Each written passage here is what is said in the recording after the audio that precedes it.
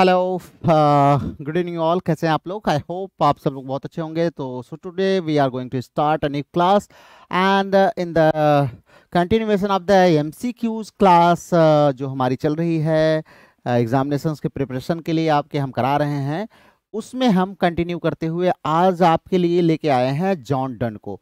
John Donne की हम biography के बारे में क्वेश्चंस कुछ लेंगे। उसके बाद हम इनका जो पोएम आपका है प्रेजेंस इन एब्सेंस उसको देखेंगे, प्रेजेंट इन एब्सेंस। तो आइए let's begin with the life and biography, MCQs based on the life and biography of John Donne. John Donne की लाइफ एंड बायोग्राफी पर देखते हैं क्या है हमारे पास, इनके लाइफ एंड वर्क्स को चेक करते हैं। तो the first question we have is in which year was John Donne born. हमने आपको शुरुआत में ही बताया है कि बेटा कम से कम आपके एग्जाम में मान के चलिए 100 क्वेश्चंस आपके एग्जाम में आने हैं। तो इन 100 क्वेश्चंस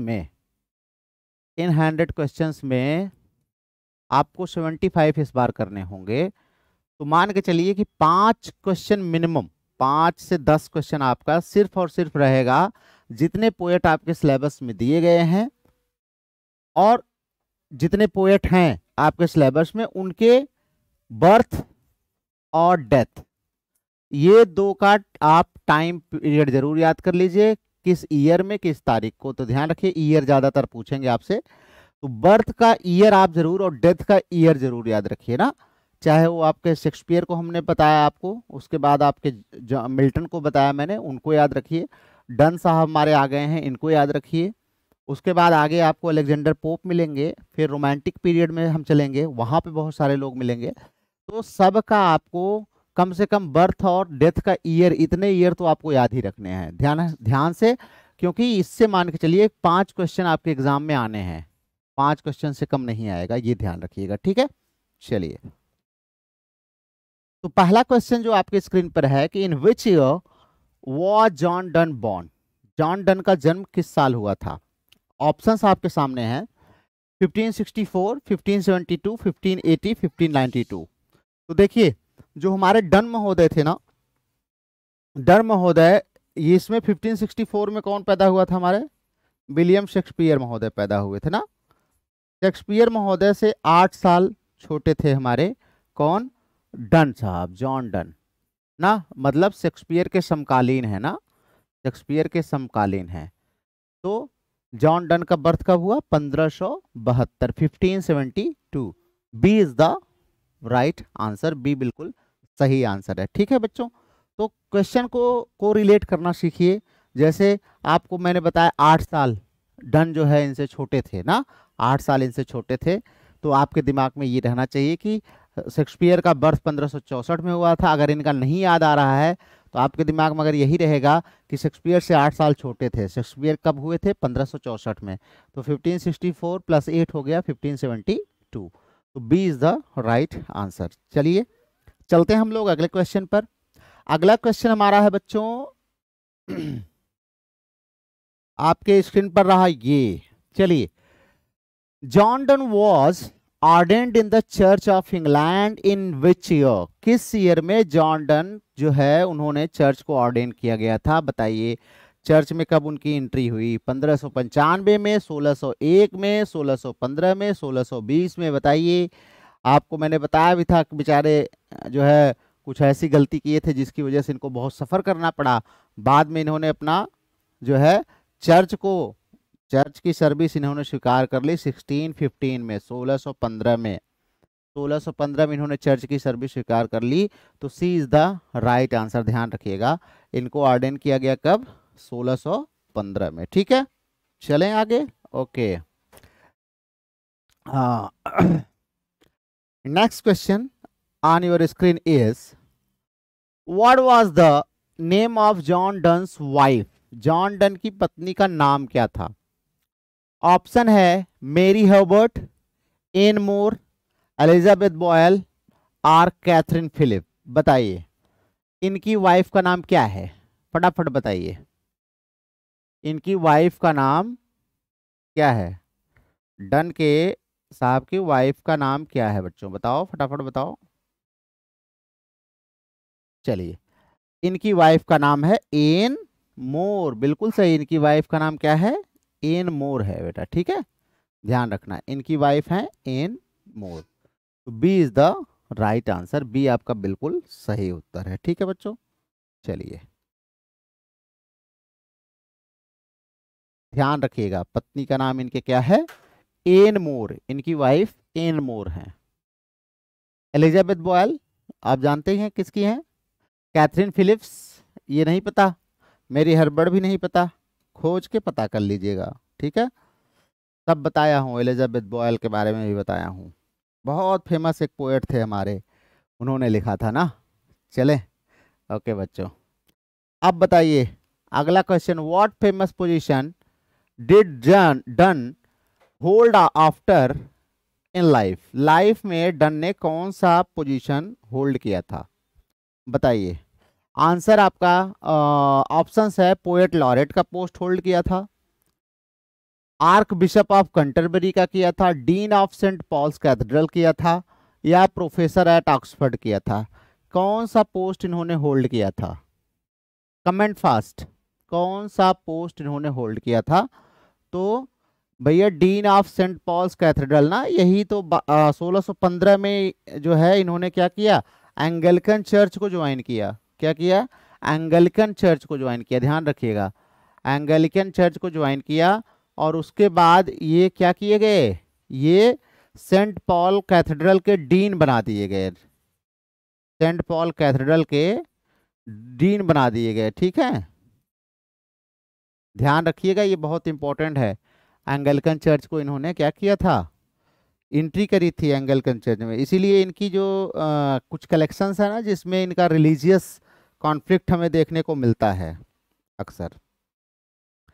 अगला क्वेश्चन है, विच religion was born into done, was done born into, done जब पैदा हुए थे कौन से रिलीजन में थे, एंगलिकन तो इन्होंने मजबूरी में बाद में अपनाया, कौन से रिलीजन में थे, प्रोटेस्टेंट थे, एंगलिकन थे, कैथोलिक थे, या प्यूटनिज्म थे। पढ़ाते समय मैंने बताया था आप लोगों को कि डन जब हमारे पैदा हुए थे तो कैथोलिक थे, क्या थे, कैथोलिक थे, और 1615 में इन्होंने क्या किया, चेंज किया। इसीलिए इनकी जो ना हॉली सॉनेट्स हैं, अगर हम देखते हैं तो उसमें कहीं ना कहीं हमें क्या देखने को मिलता है, हमें देखने को मिलता है इनका जो रिलीजियस कॉन्फ्लिक्ट इनके अंदर चलता है ना, एक प्रकार का धार्मिक जो है संघर्ष चलता है कैथोलिक और एंगलिकन को लेकर के, वो हमें देखने को इनकी पोयम में मिलता है। ठीक है, चलिए नेक्स्ट हमारा है,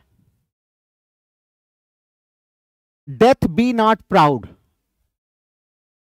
it is the opening line of holy sonnet 10, ये हॉली सोनेट 10 की ओपनिंग लाइन है। Which of this is not work by Donne, इनमें से कौन सी वर्क जो है इनकी वो डन की नहीं है, आप बताइए। ये कह रहे हैं कौन सा वर्क का डन का नहीं है, सॉन्ग्स एंड सॉनेट्स, आपको मैंने बताया ही था, सॉन्ग्स एंड सॉनेट्स इनकी पूरी सीरीज है ना, सॉन्ग्स एंड सॉनेट्स ये तो इनकी है ही। हॉली सॉनेट्स अभी हमने आपको बताया, हॉली सॉनेट्स इन्होंने लिखा है, ये भी इनकी है। कैननाइजेशन इनकी बहुत ही फेमस पोयम है। टू हिज क्वाय मिस्ट्रेस इनकी नहीं है, टू हिज क्वाय मिस्ट्रेस बच्चों किसकी है, ये है एंड्रू मार्वेल साहब की, एंड्रू मार्वेल साहब की है, ध्यान रखिएगा, टू हिज क्वाय मिस्ट्रेस। ठीक है, to his coy mistress is written by Andrew Marvell. तो हमारा ऑप्शन हो गया डी, किसने लिखा है, एंड्रू मार्वेल ने। नेक्स्ट क्वेश्चन हमारा है, what kind of poem is the flea, flea कैसी पोयम है। तो भैया आपको बताया ही है हमने कि फ्ली पोयम किसकी है, हमारी जॉन डन की है, किसकी है, जॉन डन की। और वैसे भी आप यहाँ तो दिमाग लगा ही सकते हैं कि ये जॉन डन की हम लोग सीरीज कर रहे हैं तो जॉन डन का ही होगा। अब पूछ रहा है कि ये क्या है, सोनेट है, ओड है, ड्रामेटिक मोनोलॉग है, या मेटाफिजिकल लिरिक है। तो सबसे बड़ी बात ये तो जान लीजिए, जॉन डन क्या कहलाते हैं, फादर ऑफ मेटाफिजिकल पोएट्री ना। तो इनसे रिलेटेड अगर कहीं मेटाफिजिक देता है तो आप समझ लीजिए कि ये होने के चांसेस ज्यादा हैं। तो ऑप्शन आपका डी सही हो जाएगा। ये है क्या, फ्ली द मेटाफिजिकल लिरिक है ना, एक लिरिक लिखी गई है जो मेटाफिजिकल कैरेक्टरिस्टिक्स को लिए हुए है, अर्थात मेटाफिजिकल ट्रेट्स इसमें क्वालिटीज देखने को हमें मिलती हैं। तो D is the right answer. Then we have which of the following is a poem on religious themes by Donne. कह रहे हैं डन के द्वारा कौन सी पोएम रिलीजियस थीम पर लिखी गई थी। The good morrow, a valediction forbidding mourning, hymn to God the father and the elegy. तो भैया इनकी ये poem hymn to God the father ना, जो हमारे पिता हैं उनके लिए जो इन्होंने हाइम लिखी है, अर्थात ईश्वर परम पिता परमेश्वर के लिए इन्होंने जो हाइम्स लिखी हैं उसी को हम क्या बोलते हैं, उसी को हम बोलते हैं इनका रिलीजियस पोएम। ठीक है, तो ये इनकी बहुत बड़ी रिलीजियस पोएम है, hymn to God the father. तो C is the right answer. जिन लोगों को ये याद होगा कि सी जो है इनका hymn to God the father, वैसे भी ध्यान रखना रिलीजियस रिलीजियस से पूछता है और गॉड उड़ करके आ रहा है तो मान के चलो ज्यादातर चांसेस होंगे कि वही आंसर होगा ना। चलो, the term metaphysical poets was first used by. Metaphysical poets term सबसे पहले यूज किसने किया था भैया बताओ। तो ये तो हमने आपको बता ही दिया है, जब आपको पढ़ा रहे थे जाके देखना। ये टर्म यूज किया गया डॉक्टर सैमुअल जॉनसन द्वारा। कहाँ यूज किया है, इन्होंने अपनी एक बुक का नाम है लाइव्स ऑफ पोएट्स। ठीक है, लाइव्स ऑफ पोएट, यहां पर इन्होंने जो है अब्राहम कॉले की लाइव लिख रहे थे, अब्राहम कॉले, और वहीं पर इन्होंने डन के जो है लिए यूज किया था मेटाफिजिकल टर्म। ठीक है, मेटाफिजिकल, ध्यान रखिएगा। ठीक है, मेटाफिजिकल टर्म यूज किया था, जहां पर हालांकि ड्राइडन के लिए आता है, ड्राइडन कहते हैं ही अफेक्ट्स द, ड्राइडन के लिए ही अफेक्ट्स द मेटाफिजिक्स, लेकिन पहली बार टर्म जो यूज किया था वो डॉक्टर सैमुअल जॉनसन ने यूज किया था, ये आप ध्यान रखेंगे। ठीक है, Which of the following is the key feature of metaphysical poetry? Metaphysical poetry का की फीचर क्या है? सिंप्लिसिटी ऑफ डिक्शन, इसका डिक्शन बड़ा सिंपल होता है। यूज ऑफ माइथोलॉजिकल एल्यूजन्स, ज्यादा माइथोलॉजिकल एल्यूजन्स को यूज करता है। यूज ऑफ इलेबोरेट कंसीट्स, ज्यादा इलेबोरेटेड कंसीट्स को यूज करता है। एब्सेंस ऑफ इमोशनल इंटेंसिटी, तो एब्सेंस ऑफ नहीं, इमोशनल इंटेंसिटी तो ज्यादा होती है इसमें, प्रेजेंस होता है, तो ये तो गलत है। ठीक है, उसके बाद सिंपलिसिटी ऑफ डिक्शन नहीं भैया, डन की पोएट्री या मेटाफिजिकल पोएट्री सिंपल नहीं होती समझने में, ये भूल मत करना, बहुत टफ होती है, सिंपल नहीं होती। यूज ऑफ माइथोलॉजिकल एल्यूजन्स नहीं, माइथोलॉजिकल एल्यूजन्स का यूज नहीं करते हैं, फार फेज्ड कॉन्सीट्स का यूज करते हैं। तो हो गया यूज ऑफ इलेबोरेट कॉन्सीट्स, ज्यादातर इलेबोरेटेड कॉन्सीट्स को ये क्या करते हैं, यूज करते थे, फार फेज्ड इमेजेस को यूज किया करते थे। ठीक है, फार फेज्ड इमेजेस को, ये मतलब दूर दराज से कहीं से ऐसे ऐसे इमेजेस लाते थे ना जिसको आपको लगेगा कि अरे भाई क्या गजब का कंपैरिजन किया ना। बहुत सारी इनकी पोएम्स हैं, जैसे इनकी कैनोनाइजेशन वगैरह में ना आप देखेंगे तो ऐसे ऐसे इमेजेस ही उन्होंने यूज किए हैं, फिल्म में इनके देख लीजिए ऐसे इमेज यूज किए हैं। तो यूज ऑफ इलेबोरेट कॉन्सीट्स जो है ये मेटाफिजिकल पोएट्री का बहुत बड़ा ट्रेट था। ठीक है, in Donne's poem love is often treated with, love को प्रायः कैसे दिखाया गया है, कोर्टली डिवोशन से दिखाया गया है, रिलीजियस रेवरेंस से दिखाया गया है, साइंटिफिक रीजनिंग से दिखाया गया है, प्लेटनिक एब्स्ट्रैक्शन से दिखाया गया है। तो भैया साइंटिफिक तरीके से दिखाते हैं। मैंने एक बताया था ना कि एक जगह ये अपने प्रेमी प्रेमिका की तुलना कैसे करते हैं, लवर्स की तुलना करते हैं कंपास से ना, कहते हैं ये फिक्स्ड पॉइंट है, ये इसके चारों तरफ ऐसे ऐसे घूमता रहता ना। ये सब क्या है, साइंटिफिक तरीके हैं, क्या है, साइंटिफिक तरीके हैं ना।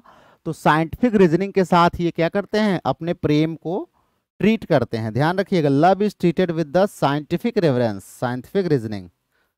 ठीक है, नेक्स्ट है which device is frequently used in Donne's poetry, Donne की पोएट्री में प्रायः इनमें से कौन सी डिवाइस यूज होती थी। कैसमस यूज होता था, नहीं।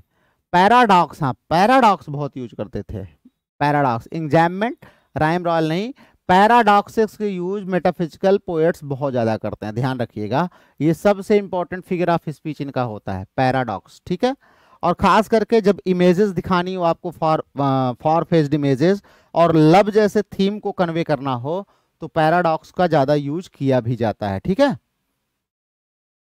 पैराडॉक्स आपको पता है ना, जो कंट्रेरी मीनिंग देता है, अपीयर होता है, लेकिन जब आप डीप में सोचेंगे तो लगता सही है बिल्कुल ना।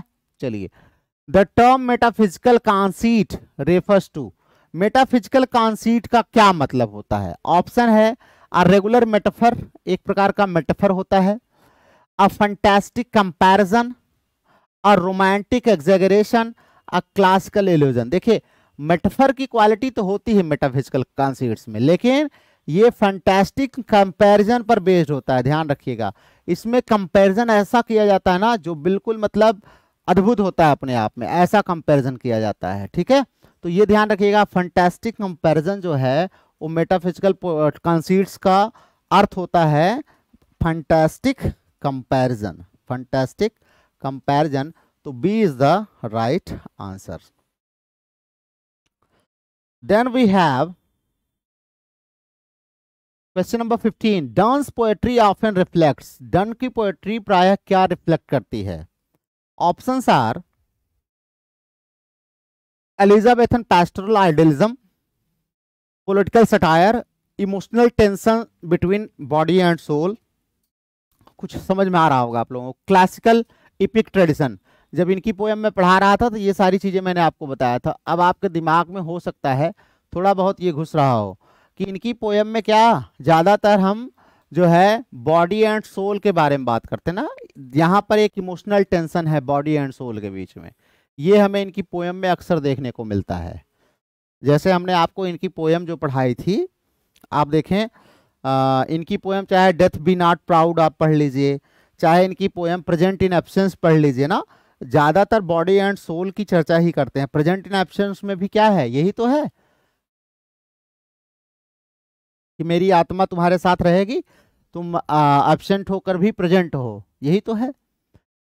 विच poem compares two lovers to the legs of a compass, बताइए कौन सी ऐसी इनकी कविता है जो टू लवर्स को लेग्स ऑफ कंपास से कंपेयर करती है? अभी मैं पीछे बता ही रहा था कि इनकी एक बड़ी फेमस पोयम है, तो भैया वो पोयम है अ वैलेडिक्शन फॉरबिडिंग मॉर्निंग। ध्यान रखिएगा, इसमें टू लवर्स का कंपेयर एक कंपास से किया जाता है ना, एक कंपास होता है जैसे, इसके चारों तरफ एक सेंटर होता है, फिर ऐसे हम लोग सर्कल बनाते हैं ना, इसी के चारों तरफ घूमता है, उससे तुलना इन्होंने किया है टू लवर्स का। तो वैलेडिक्शन फॉरबिडिंग मॉर्निंग आप ध्यान रखिएगा, D is the right answer. Then going for question number 17, चलते हैं। 17 क्वेश्चन नंबर क्या कह रहा है हमारा? Donne's poems are known for their, Donne की पोएम प्रायः किसके लिए जानी जाती हैं? ऑप्शंस आर माइथोलॉजिकल सेटिंग्स, पीछे बताया था माइथोलॉजिकल सेटिंग जैसा कुछ ज्यादा नहीं होता इनमें। पेट्रार्कन सोनेट, नहीं पेट्रार्कन सोनेट को तो ये फॉलो ही नहीं करते थे। अब्रप्ट ओपनिंग्स, ये बहुत फेमस फीचर है, ध्यान रखिएगा। इपिक सिमली तो इसमें होता नहीं है, ये प्रायः इपिक में होता है। अब्रप्ट ओपनिंग होती है ना, अर्थात ड्रामेटिक मोनोलॉग से प्रायः ही इनकी पोएम शुरू होती है और एकदम जल्दी में शुरू होती है, ऐसा लगेगा कि बिल्कुल मतलब कुछ बताएंगे नहीं, अचानक शुरू कर देंगे, तुरंत कहना जो मेन पॉइंट है उस पर आ जाएंगे तुरंत, ठीक है। तो अब्रप्ट ओपनिंग ज्यादा इनके जो है, जैसे हमारे दिमाग में कोई चीज तुरंत चलने लगती है ना, ऐसे ही इनकी पोएम तुरंत शुरुआत हो जाती है। चलिए नेक्स्ट हमारा है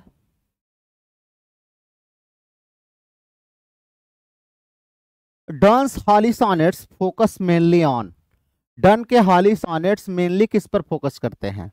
ऑप्शन है लव पर, दूसरा है नेचर पर, तीसरा है डेथ एंड साल्वेशन पर, चौथा है वॉर एंड पॉलिटिक्स। तो ये भी थीम हम आपको पढ़ा चुके हैं कि लव थीम तो है लेकिन ज्यादा लव पर बेस्ड नहीं है, बल्कि डेथ एंड साल्वेशन की ज्यादा बात करते हैं इनके हॉली सॉनेट्स में, ठीक है। हॉली सॉनेट्स इनका था क्या, जब ये पहले थे कैथोलिक, क्या थे, कैथोलिक थे, बाद में इन्होंने एंगलिकन फेथ को ज्वाइन किया। अब इनके अंदर एक कॉन्फ्लिक्ट चल रहा है ना, कॉन्फ्लिक्ट चल रहा है, इसी कॉन्फ्लिक्ट का ये परिणाम है हॉली सॉनेट्स। तो डेथ एंड सॉल्वेशन की बात यहां पर करते हैं ज्यादातर, हॉली सॉनेट्स में इन्होंने डेथ एंड सॉल्वेशन का काफी बातचीत किया है। तो C is the right option, C बिल्कुल सही ऑप्शन है। Then we have question number 19, Donne's tone in most of his love poems is, ज्यादातर उनकी लव पोएम्स में डन का टोन कैसा होता है? मेलांकलिक होता है, सिंसियर एंड पायस होता है, प्लेफुल एट इंटेलेक्चुअल। तो भैया ये हर मेटाफिजिकल की क्वालिटी होती है, उनका टोन इंटेलेक्चुअल होता है, ध्यान रखिएगा। इंटेलेक्चुअलिटी को शो करते हैं, यही तो इनके ऊपर चार्ज भी लगता है ना, इन लोगों के ऊपर यही आरोप लगता है कि ज्यादा इंटेलेक्चुअलिटी दिखाने के चक्कर में पोयम को ये लोग क्या कर देते हैं, ऑब्स्क्योर बना देते हैं ना, इतना जटिल बना देते हैं कि नॉर्मल रीडर के समझ में ही नहीं आता वो। क्यों? क्योंकि ज्यादा इंटेलेक्चुअलिटी दिखाने की कोशिश करते हैं, ये मेटाफिजिकल पोएट्स के ऊपर चार्ज भी लगता है। ठीक है, तो ये ऑप्शन हमारे गलत हैं, C is the right answer, C बिल्कुल सही आंसर है। ठीक है, चलिए then we have question number 20। Eliot admired Donne for his, Eliot ने, टीएस इलियट साहब ने डन की तारीफ किसके लिए की है? फॉर्मल परफेक्शन के लिए की है, लॉजिकल क्लैरिटी के लिए की है, यूनिफाइड सेंसिबिलिटी के लिए की है, या नेशनलिस्टिक स्पिरिट के लिए? तो भैया यूनिफाइड सेंसिबिलिटी, ध्यान रखिएगा, जो है यूनिफिकेशन ऑफ सेंसिबिलिटी, इनका एक बहुत ही फेमस टर्म है, यूनिफिकेशन ऑफ सेंसिबिलिटी। ठीक है, किसका टर्म है? ये है टीएस इलियट। टीएस इलियट साहब ने डन की पोएट्री, मेटाफिजिकल पोएट्स नाम का एक ऐसे लिख रहे थे, ये वहीं पर इन्होंने दिया है, dissociation of sensibility and association of sensibility, या जिसको हम यूनिफिकेशन ऑफ सेंसिबिलिटी बोलते हैं। ठीक है, तो ध्यान रखिएगा, C is the right answer. ये आप रट लीजिएगा, अगर नहीं समझ में आता है तो रट लीजिएगा, एग्जाम में आपका काम हो जाएगा। अगली कक्षाओं में आप चलेंगे क्लासेस में तो जरूर ये सब आप पढ़ेंगे वहां पे। Who said he affects the metaphysics? देखिए, हमने आपको बताया था कि हमारे जो ड्राइडन साहब हैं, इन्होंने डन के लिए कहा था he affects the metaphysics। ठीक है, लेकिन मेटाफिजिकल जो पोएट है टर्म सबसे पहले यूज किया था किसने? डॉक्टर सैमुअल जॉनसन ने, ध्यान रखिएगा, नहीं तो कंफ्यूज हो जाते हैं बहुत सारे बच्चे। डॉक्टर सैमुअल जॉनसन ने यूज किया था मेटाफिजिकल टर्म, और ही अफेक्ट्स द मेटाफिजिक्स दिया था जॉन ड्राइडन ने। ठीक है, गॉट इट। चलें, 21 हो गया, आगे बढ़ते हैं।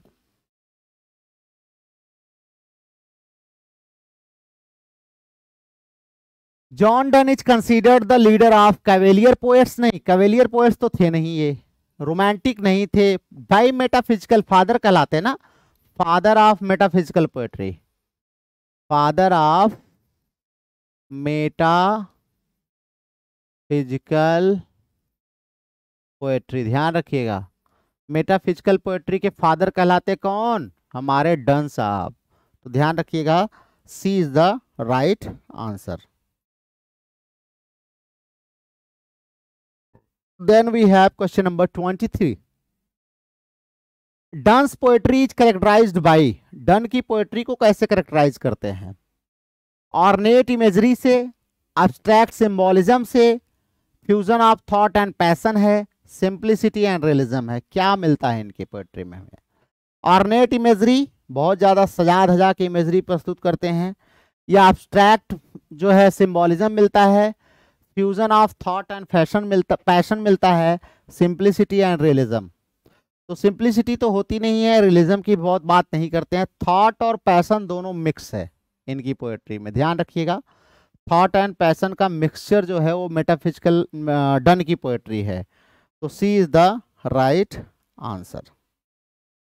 Then we have which critic rediscovered and revived interest in Donne in the 20th century? किस क्रिटिक ने 20th सेंचुरी में डन के बारे में इंटरेस्ट फिर से जगाया? अभी तो बताया था आपको, टीएस इलियट। टीएस इलियट ने द मेटाफिजिकल पोएट्स नाम से एक ऐसे लिखा है, बहुत ही फेमस है, ठीक है, क्रिटिकल ऐसे है, वहीं पे इन्होंने मेटाफिजिकल पोएट्री को रिवाइव किया और डन के बारे में इंटरेस्ट जगाया 20th सेंचुरी में। नहीं तो डन में कोई इंटरेस्ट नहीं ले रहा था ना, बाद में और भी राइटर्स आए हैं जिन्होंने डन को फॉलो किया है, लेकिन शुरुआत किसने करी थी? टीएस इलियट साहब ने। ध्यान रखिएगा, टीएस इलियट बहुत बड़े हमारे क्रिटिक भी हैं और बहुत बड़े ये क्या हैं? पोएट भी हैं। ठीक है, इनकी पोयम भी आपको मिलेगी, हॉलो मैन आपके सिलेबस में है, वो भी आपको वहां से भी एमसीक्यूज करने पड़ेंगे, तो ये मिलेंगे आपको आगे। डन्स पोयम द गुड मारो डील्स विथ, अब ये बहुत इंपॉर्टेंट नहीं है लेकिन फिर भी यहाँ पर मैं सीधे आपको आंसर बता दे रहा हूँ, spiritual awakening in love. Good मारो जो है प्रेम में जो आध्यात्मिक अवेकनिंग होती है ना, स्पिरिचुअल अवेकनिंग, उसके बारे में बात करते हैं ना, स्पिरिचुअलिटी ऑफ लव के बारे में बात करते हैं, मैच्योर लव के बारे में बात करते हैं, यूनिफिकेशन ऑफ माइंड के बारे में बात करते हैं, ना कि यूनिफिकेशन ऑफ बॉडी के बारे में। Which of the following best defines wit in metaphysical poetry, metaphysical poetry में विट क्या होता है, तो विट का मतलब ही होता है इंटेलेक्चुअल क्लेवरनेस, ध्यान रखिएगा, इंटेलेक्चुअल क्लेवरनेस को हम विट बोलते हैं ना, तो चाहे वो कोई भी हो, फिलहाल विट का यही मतलब होता है, लेकिन ये यूज मेटाफिजिकल पोएट्री में ज़्यादा होता है।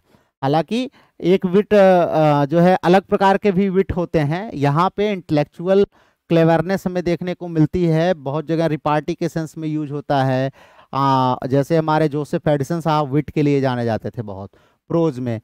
हाँ, तो ये ध्यान रखिएगा, यहाँ पर क्या हो जाएगा, C is the right answer. Then we have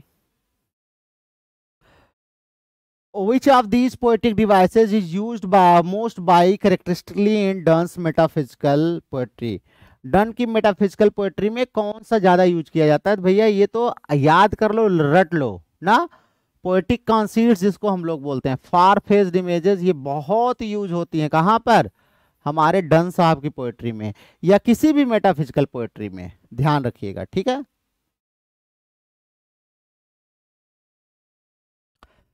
डन्स metaphysical style was most influential on, कब बहुत ज्यादा इन्फ्लुएंशियल थी, तो 20th सेंचुरी मॉडर्निस्ट पोएट्स जो थे ना, उन पर बहुत ज्यादा प्रभाव डाला इसने, ठीक है। तो ये ऑप्शन आपको क्वेश्चन उतना समझ में नहीं आएगा, बस आप जान लीजिए इसका आंसर, डायरेक्ट टिक कर लीजिए, मार्क कर लीजिए, रट लीजिए, ताकि आपके एग्जाम में आए तो आप सही कर लें। Then we have next question, Donne's early poetry is mainly, Donne की अर्ली पोएट्री कैसी है, रिलीजियस एंड सॉबर है, love poetry filled with erotic imagery, सही बात है, शुरुआत में ये बहुत आशिक मिजाज टाइप के थे ना, तो इनकी पोएट्री भी क्या है, ज्यादातर हम देखते हैं लव पोएट्री और फील्ड विथ इरोटिक इमेजेस से भरी हुई है ना, तो ये ध्यान रखिएगा, थोड़े से मस्ती वाले आदमी थे, जॉली आदमी थे बिल्कुल ना, इनकी शादी भी तो आप देखेंगे कितना जॉली नेचर के कारण ही हुई है, इतनी बेहतरीन। Then we have last question for this video, Donne's later poetry shifts toward, बाद में इनकी पोएट्री कहाँ घूम जाती है, तो भैया अब ये spiritual meditation and divine love में घूम जाते हैं ना, तो B is the right answer. B, शुरुआत में क्या है, थोड़ा सा फिजिकल लव इरोटिक इमेजरी ज़्यादा दिखाते हैं, बाद में स्पिरिचुअल मेडिटेशन और डिवाइन लव की बात करने लगते हैं ना, तो B is the right answer. तो यहाँ पे आकर के हमारे जो 30 क्वेश्चंस हैं ये हमारे डन साहब पे समाप्त हुए, इसको आप रिवाइज करिए, मैं क्वेश्चन को फटाफट करा रहा हूँ, बहुत टाइम नहीं ले रहा हूँ, ताकि आपको कम समय में ही ज़्यादा से ज़्यादा चीज़ें मिल जाएं। तो ये 30 क्वेश्चन रिवाइज करिए, फिर और इन पे 30-40 क्वेश्चन हम आपके लिए जल्द से जल्द लेकर के आएंगे अगले वीडियो में, लेकिन तब तक रिवाइज करके कितने आपके सही हो रहे हैं, कितने आपको आ रहे हैं, 2-3 बार देख करके आप उसका आंसर जरूर दीजिएगा। तो मिलते हैं आपसे फिर अगले वीडियो में, till then keep watching, keep sharing, आप वॉच करते रहिए, शेयर करते रहिए और वीडियो को देखते रहिए, एंजॉय करते रहिए। Good day you all.